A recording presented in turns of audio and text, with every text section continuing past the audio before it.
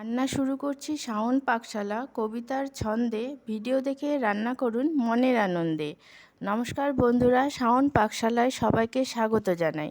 আজকে আমি বানাবো চিংড়ি চাউচাউ।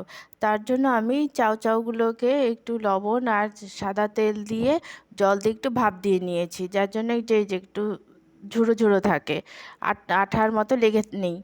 আর নিয়েছি চিংড়ি মাছ, ভালো করে কেটে ধুয়ে নিয়েছি।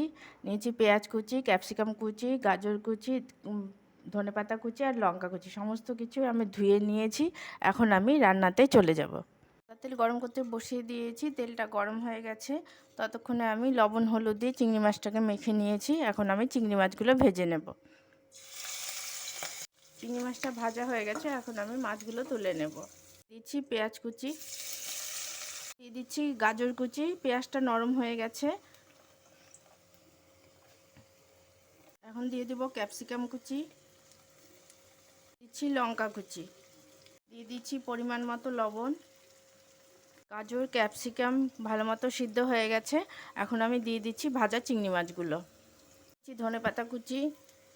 আমি একটু জলের মধ্যে সয়া সস, চিলি সস আর টমেটো সস গুলে নিয়েছি, সেটা দিয়ে দিচ্ছি। দিয়ে দিচ্ছি সেদ্ধ করা চাউচাউটা। সমস্ত কিছুর সাথে আমি চাউচাউটাকে মিক্সড করে নেব। চাউচাউটা রান্না করা কমপ্লিট হয়ে গেছে, এখন সার্ভ করে দেব। গ্যাস অফ করে দিচ্ছি। এটা খেতে খুবই ভালো লাগে। সবাই তো সাধারণত চাউমিন দিয়ে করে, আমি আজকে চাউচাউ দিয়ে করেছি।